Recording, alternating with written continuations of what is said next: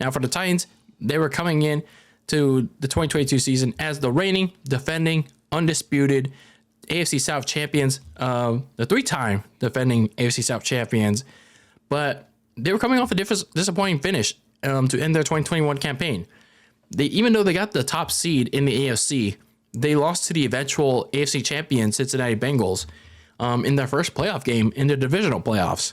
In the game where you saw Ryan Tannehill throw 3 key interceptions and Derrick Henry pretty much get shut down in that game. So you kind of had some questions about the quarterback position going into the offseason. And, well, they had themselves a notable offseason by answering some of those questions.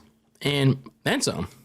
Most notably, trading away their top receiver, A.J. Brown, to the Philadelphia Eagles, drafting his replacement in Treylon Burks from Arkansas, and then drafting a quarterback from Liberty in the 3rd round by the name of Malik Willis, all during the 2022 NFL draft.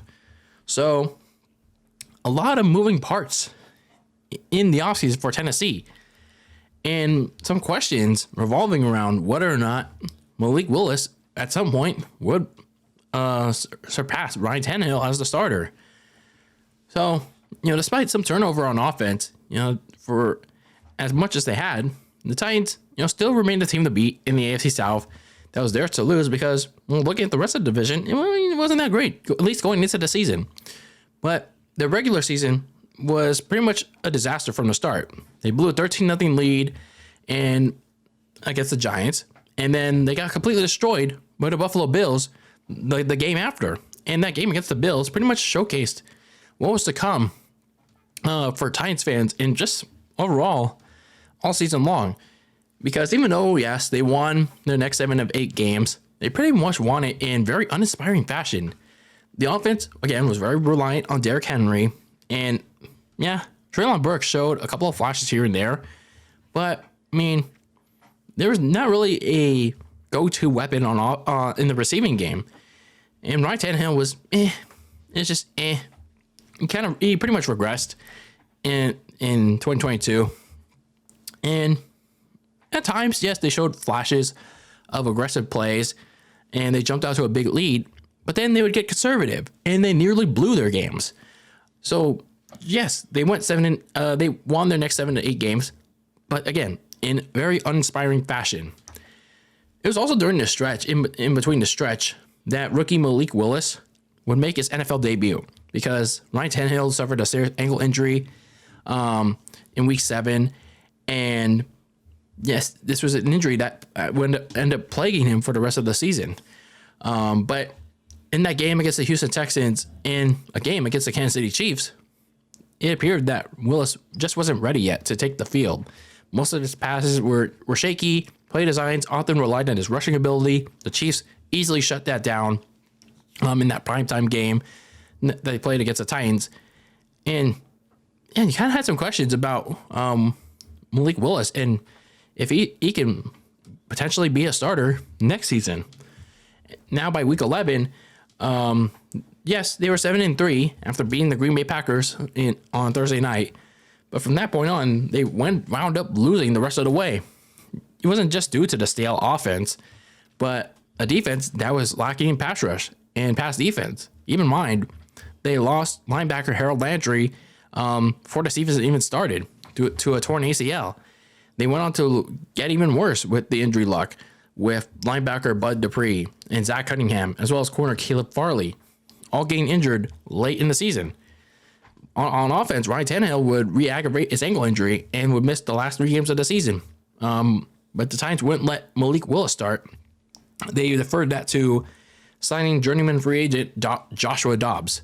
And unsurprisingly, he failed to do anything remotely positive, and the Titans wound up getting eliminated from playoff contention by the Jaguars, ending the season 7-10, and they finished with a league high 23 players on injury reserve. So, I'm just gonna say this, even had they beat the Jags in Week 18, was pretty much an AFC South title game, they still would have been ass whooped by the Chargers in the wildcard game. Fortunately for Titans fans, the head coach Mike Vrabel fired offensive coordinator Todd Downing, along with offensive line coach Keith Carter, because they were just ass. They have been ass the last 2 years in terms of offensive scheme. And with Carter, the offensive line has been a mess. So replacing them are passing game coordinator Tim Kelly, who's replacing Todd Downing's role, and assistant offensive line coach Jason Hotoling, replacing Carter's role. So hopefully they can fix the mess that their predecessors did. When you look at the Titans going into this offseason, there are some things to address because, oh boy,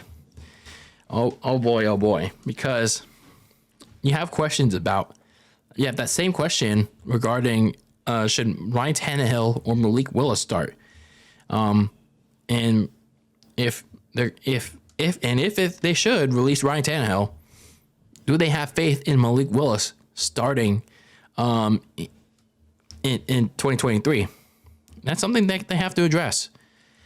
Otherwise, they're kind of in this holding pattern of like being mid. They're not terrible. They're not outright terrible, but they're especially considering that, Jaguars are potentially on the rise in the AFC. Not saying that they're like on the levels of the Bills, the Chiefs, and the Bengals yet, but you never know, because the Jaguars could potentially be a repeat AFC South champion, considering where Trevor Lawrence will be in year 3, in case of Doug Peterson, year 2 with the Jaguars. So the Titans kind of figured some things out. Looking at their offseason, they've already fired their previous general manager, John Robinson, during the season, perhaps for what he did for trading away A.J. Brown. And now they went on to replace him with former 49ers executive Ran Carthon. He's done a lot of quick work to get Tennessee under the salary cap, releasing a couple of key players that really would have gotten the Titans in the red. So looking at their cap space, they're around $11 million. So at the time of I'm making this podcast, so now you have at least some flexibility to make some moves, to make some moves in free agency. You also have, I believe, the 11th overall pick in the NFL draft. So perhaps you use that on a receiver, on another receiver, opposite Treylon Burks. So you're definitely going to need another receiver after trading away A.J. Brown. Looking at some of your key unrestricted free agents, you got David Long, Corey Levin, Nate Davis. Perhaps you want to re-sign Nate Davis at guard. Looking at some of your needs to address this offseason, you got to rebuild that offensive line, man. Especially the exterior. Taylor Lewan missed most of the season with a knee injury. Pretty injury prone for the last 3 seasons, so you can't really rely on him anymore. The right tackle spot never really solidified. Whoever was at quarterback, and prone to quickly getting pressured. And they need to find 2 starters at both tackle spots. Like I said, you got to get at least 2 receivers to compete against Treylon Burks for that number 1 role. Burks has shown flashes, though, but he was battling the injury bug and trying to adjust to the NFL. Maybe he has a breakout year 2, but either way, you got to at least find a number 2 and a number 3 receiver, and maybe even another number 1 with that 11th overall pick. Because otherwise, you're just going to leave the Titans passing attack nowhere to be found again in 2023. And defense is better targeting Derrick Henry. And you got to bolster up the secondary. They still lack at least 2 solid corners that could keep up with the opposing receivers, while they need another starting safety to go up and down the field with starter Kevin Byard. So you really got to lock down the downfield attack, the downfield defense. Otherwise, you're just going to get torched yet again. So overall, I guess I could say it clearly underestimated the loss of A.J. Brown would have on Tennessee, because it went on to worsen the problem the Titans would have the past few years in becoming too Derrick Henry centric on offense. Because yeah, they ended up being much worse than I thought it'd be. So hopefully these new changes on offensive coordinator and the new general manager takes an offensive approach this free agency and the draft. And if it does, it'll be the addition that Tennessee needs to go beyond being just that generic offense in 2023. And the first thing they got to do, though, is figure out who's going to be the quarterback for the Tennessee Titans this coming fall.